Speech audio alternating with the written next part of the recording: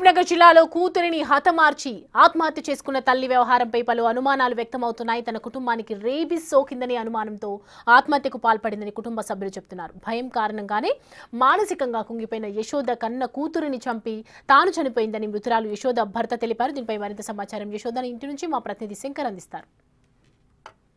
మహబూబ్నగర్ జిల్లా కేంద్రంలో దారుణం చోటు చేసుకుందనే చెప్పవచ్చు. ఏకంగా తన సొంత కూతురునే తల్లి హతమార్చింది. ఆమె మానసిక స్థితి బాగాలేక ఇదంతా చోటు చేసుకోవడంతో జిల్లా కేంద్రంలో విషాద ఛాయలు చోటు చేసుకున్నాయి. ప్రజెంట్ మనం పాత కలెక్టరేట్కు సమీపంలో ఉన్నటువంటి బ్యాక్ ఎండ్లో ఉన్నటువంటి ఈ ప్రాంతంలో ఉన్నాము. ఇక్కడ మన కెమెరామెన్ చూపిస్తున్నటువంటి ఈ ప్రాంతంలోనే అంటే అదే ఇల్లు, ఇదే ఇంట్లోనే యశోద మరియు వారి కుటుంబ సభ్యులంతా కూడా కాపురం ఉండేవాళ్ళు. ఈ క్రమంలోనే మొత్తంగా ఏం జరిగిందో తెలియదు కానీ ఉన్నట్టుండి యశోద అదేవిధంగా తన కూతురు కూడా చనిపోవడంతో ఒక్కసారిగా ఈ కాలనీలో మొత్తం కూడా విషాద ఛాయలు చోటు చేసుకుంటున్నటువంటి సిచ్యువేషన్ కనపడుతుంది. మనం స్టిల్ నా కూడా లోపలికి వెళ్తున్నాం. లోపల కూడా క్లియర్ కట్గా చూడవచ్చు. మొత్తంగా గతంలో ఆమెకు సంబంధించి రేబీస్ వ్యాధి సోకడంతోనే ఆమె మానసిక స్థితి బాగాలేక ఈ విధంగా ఈ దారుణానికి ఒడిగట్టిందని చెప్పి కూడా కుటుంబ సభ్యులు చెప్తున్నటువంటి పరిస్థితి అయితే కనపడుతుంది. విజువల్స్లో చూడొచ్చు. కుటుంబ సభ్యులంతా కూడా విషాద ఛాయలు చోటు చేసుకున్నాయి. దీనికి సంబంధించి భర్త కూడా ఉన్నాడు. భర్త కూడా చాలా విషాద వదనంతో ఉన్నారు. తనకు సంబంధించినటువంటి కొడుకును కూడా చూడవచ్చు. ఒక్కసారి సొంత కూతురును అదేవిధంగా తను కూడా చనిపోవడంతో ఆ కుటుంబం మొత్తం కూడా దుఃఖ సాగరంలో ముగిలిపోయినటువంటి సిచ్యువేషన్ మనం క్లియర్ కట్గా విజువల్స్లో గమనించవచ్చు. ఇక ఆమె చనిపోయే ముందు కూడా కొంత అంటే తను బాగా డిప్రెషన్కి లోనైనటువంటి సిచ్యువేషన్ ఇక్కడే మనకు చూపిస్తున్నటువంటి ఈ గదిలోనే ఫ్యాన్కు ఉరేసుకోవడంతో పాటు ఆమె తల్లి కూతురు విగత జీవులుగా మారి ఇక్కడే పడినటువంటి పరిస్థితిని మనం క్లియర్ కట్గా చూడవచ్చు.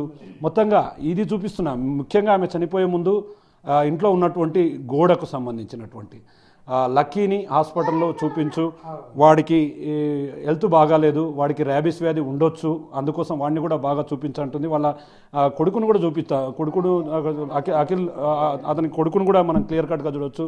తనకు సంబంధించినటువంటి భర్త కూడా ఉన్నాడు. అతను కూడా చాలా బాధపడుతున్నటువంటి పరిస్థితి. ఇక బోర్డు బ్యాక్ సైడ్ దీనికి సంబంధించి డోర్కు బ్యాక్ సైడ్లో కూడా నా భర్తను కాపాడండి, రేబీస్ ఉంది, వ్యాక్సిన్కు తగ్గదు, చెట్టు మందు తినిపించండి, ఇదంతా కూడా ఆమె అంటే ఎంత డిప్రెషన్కు లోనవుతే ఈ విధంగా ఆమె ఇన్ని రకాలుగా ఆలోచించి తన కూతురును పూర్తిగా తన కూతురుతో పాటు తను కూడా సూసైడ్ చేసుకోవడం, తన కూతురు చంపి తను కూడా సూసైడ్ చేసుకోవడంతో పాటు మొత్తంగా ఇదంతా చూపిస్తున్నారు. తన భర్త కూడా ఉన్నాడు. దీనికి సంబంధించి అతని భర్తను కూడా మనం అడుగుదాం. ఏం జరిగింది ఏదైనా కొనలో కూడా వాళ్ళతో కూడా మాట్లాడదాం. అన్న చెప్పండి, ఏం జరిగింది అసలు? ఈ విషయం మీకు ఎప్పుడు ఇలా తెలిసింది? రేబీస్ వ్యాధి ఉంది అని అంటున్నారు. దానికి సంబంధించి అసలు ఏం జరిగింది? ర్యాబీస్ వ్యాధి ఉందని చెప్పేసి అనడం అనేది వాస్తవం కాదండి. ఇది ఆ అమ్మాయి తానంతకు తాను నిర్ణయం తీసుకోవడమే. తను ఇంకోటి అనుమానం ఎక్కువ ఉండడం వల్ల మాత్రమే ఈ వ్యాధి వచ్చిందని చెప్పేసి మనం అనుకుంటున్నాము. ఆ అమ్మాయితో పాటు పిల్లలు కూడా అదే వచ్చిందని చెప్పేసి ఆమె కూడా డిప్రెషన్లోకి వెళ్ళిపోయింది. అయితే దీనికన్నా ముందు ఏం జరిగిందంటే జూన్ లాస్ట్ వీక్లో ఇంటి వెనకాల కంపౌండ్లో కొన్ని తినే వస్తువులు ఆరబోసింది. పల్లీలు కానీ బాదం పప్పు కానీ జీడిపప్పు కొన్ని ఎండబోసింది. ఆ కుక్కలు అక్కడ బయట నుంచి వచ్చిన కుక్కలు కొట్లాడుకుంటూ అరుచుకుంటూ సడన్గా లోపలికి వెళ్ళి వచ్చి కంపౌండ్ దగ్గర తిరుగుకుంటూ ఇటు వెళ్ళిపోయింది. ఆ టైంలో తన ఇంట్లోనే ఉన్నాము. ఉన్నప్పుడు ఏమైందంటే వెనకాల ఆల్రెడీ వేసింది కదా, కుక్కలు వచ్చి మూతి పెట్టి తిని ఉంటాయి చేసి ఉంటాయి అని చెప్పేసి డౌట్ పడింది. సరే అంటే ఆ టైంలో వదిలేసింది. ఒక 4 రోజుల తర్వాత వీళ్ళకు కొంచెం హెల్త్ ఇష్యూ అయింది. హెల్త్ ఇష్యూ అయితే రెగ్యులర్గా మేము ఏం చేస్తుంటామంటే పిల్లలకు వచ్చేసి మొలకలు పెడుతుంటాం. ఇవి ఉలవలు, శనగలు, తర్వాత పల్లీలు అవి అని చెప్పేసి మొలకలు పెడుతుంటాం. ఆ మొలకల్లో ఇవి కూడా కలిపినాం అనమాట పల్లీలు. ఆ పల్లీలు కలిపి మేము రెగ్యులర్గా తినే టైంలో మేము తినేస్తాం. ఒక 4-5 రోజుల తర్వాత పిల్లలకి జ్వరాలు రావడము, ఆమెకు హెల్త్ కొంచెం ఇష్యూ కావడం, అదే టైంలో కంటిన్యూగా వర్షాలు పడడం, ఈ సీజనల్గా రావడం వల్ల ఏమైందంటే ఇది కుక్కలు వచ్చేసి మూతి పెట్టి తినడం, ఆ దళ్ళు దాని మీద పడడం, అవి మేము తినడం, మాకు ఈ విధంగా అవుతుందని చెప్పేసి అనడం, బాడీ మొత్తం ర్యాషెస్ రావడం కానీ, హెల్త్ బాగుండకపోవడం కానీ, మాకు తినడానికి ఇంట్రెస్ట్ లాగా ఇవన్నీ ఒక డిప్రెషన్కి వెళ్ళిపోయి తనంతగా నిర్ణయం తీసుకుంది. తర్వాత ఇదే టైంలో వచ్చేసి వీరన్నపేటలో వచ్చేసి మన చెట్టు మందు కూడా తీసుకుంది.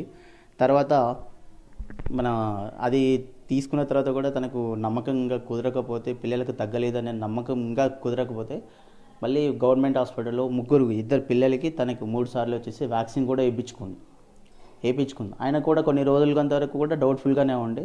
తర్వాత తనకు ఎవరో చుట్టరికం వాళ్ళు తెలిసిన వాళ్ళు చెప్తే దారూర్ అనే వాళ్ళ మేనమామ దగ్గరికి వెళ్ళేసి అక్కడ కూడా చెట్టు మందు తిన్నది.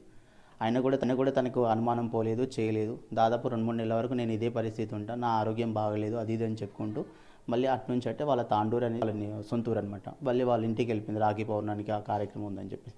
కానీ అదే టైంలో కూడా కంటిన్యూగా వర్షాలు పడడం, వాళ్ళకి జ్వరాలు రావడం, దమ్ములు తొగ్గులు కామన్గా ఉండడం అనమాట. కానీ కారణం ఏంటంటే ఈ కుక్కలు వచ్చేసి తినడం, దాని నుంచి వచ్చిన జొల్లు మేము మా ఒంట్లోకి పోవడం, దాని నుంచి వచ్చిన ఈ రోగాల కారణం. ఖచ్చితంగా మేము చెత్తుమంది తినాలి, పత్యం చేయాలి అన్న ఒక మూఢనమ్మకంగా గట్టిగా పెట్టుకుంది. అంటే రేబీస్ వ్యాధి ఉన్నట్లు డాక్టర్లు నిర్ధారించడం కానీ అట్లాంటిది ఎక్కడ జరిగిందా? టీకాలు కూడా తీసుకున్నారు అని రేబీస్కు సంబంధించి అంటారు, అది నిజమేనా? అది ఎట్లా ఉందంటే అని చెప్పేసి అంటే ఈమె అనుమానం మాత్రమే, మాకు వచ్చింది మాకు అయ్యిందని చెప్పేసి అని చెప్పి. అయితే యాక్చువల్గా డాక్టర్ దగ్గరికి వెళ్ళినప్పుడు మీకు ఎప్పుడు అయ్యింది, మీకు ఎప్పుడు తిన్నారు, ఎట్లా తెలిసిందంటే అని చెప్పేసి అంటే కొన్ని 15-20 రోజులు అయ్యిందంటే అన్ని రోజుల వరకు ఉంటుందమ్మా, ఏమి ఉండదు, అవన్నీ ఏమి ఉండదు, మీకు అంత అనుమానం ఉంటే వ్యాక్సిన్ వేసుకోండి అంతే తప్పకుండా, మీకు అంత పెట్టుకోవాలి. ఒకవేళ కలిసిందంటే వేరు, పోనా అది మూతి పెట్టింది తిన్నది మీరు చూసినది కూడా అది కాదు కదా, ఒక అనుమానంతో వచ్చారు కాబట్టి ఎందుకు వ్యాక్సిన్ తీసుకున్నానని చెప్పేసి వ్యాక్సిన్ తీసుకున్నారు. కానీ ఆమెకు నమ్మకం కుదరలేదు, చేయలేదు, అది ఇంకా ఇంకా ఇంకా ఇంకా ఎక్కువ అయిపోయింది. దానివల్ల గత శనివారం రోజు నేను డ్యూటీకి వెళ్ళిపోయినాను. నాది 24 hours డ్యూటీ, 2 days అక్కడే ఉన్నాను. సోమవారం రోజు డ్యూటీకి వెళ్ళి వచ్చే టైంలో 7:30కి ఆ టైంలో నేను ఇంటికి రెగ్యులర్గా ఫోన్ చేస్తుంటే పిల్లల్ని స్కూల్కి పంపించిందా లేదా, ఏం చేస్తుంది ఏంటని రెగ్యులర్గా మాట్లాడిన ఫోన్ చేస్తాను. అట్లా 3 సార్లు ఫోన్ చేస్తే ఎత్తలేదు, 4వసారి ఫోన్ ఎత్తి, ఎప్పుడు 10:30కి ఫోన్ ఎత్తింది, ఎవరు బాబు ఎత్తింది. అప్పటికి వీళ్ళ ఈ పాప ఆమె ఇంట్లో ఆల్రెడీ ఉంది, 9-9:30 మధ్యలోనే సూసైడ్ చేసుకుందని చెప్పేసి అర్థమైపోయింది మాకు. కానీ ఈ బాబు ఏడిసి డోర్ తెరవకపోవడం వల్ల నాకు కొంచెం డౌట్ వచ్చి పక్క వాళ్ళని తీసుకొస్తే ఆ కిటికీ పగలు కొట్టి దాని నుంచి చూస్తే పాప ఇక్కడే బెడ్ పైన పడుకుంది, ఫ్యాన్కి వచ్చేసి బాబు లైవ్లో ఉండి చూస్తున్నాడు. ఏం చూసావు నాన్న? అమ్మని ఎట్లా చూసినావు? ఫ్యాన్కి కట్టేసింది అమ్మ, మళ్ళా ఇక్కడ చీర ఇట్లా ముడేసుకుంది. చెల్లెలు ఎక్కడ ఉన్నప్పుడు ఇక్కడ బెడ్ మీద వండుకుంది. సో చూస్తున్నాం మొత్తంగా ఎంత హృదయ విదారకమైనటువంటి సంఘటన అంటే చాలా దారుణమైనటువంటి సంఘటన. వాస్తవంగా రేబీస్ వ్యాధి వచ్చిందని ఒక అనుమానాన్ని పూర్తిగా ఆమెకు సంబంధించి బాగా నమ్మడంతో ఇదంతా చోటు చేసుకుందని చెప్తున్నారు.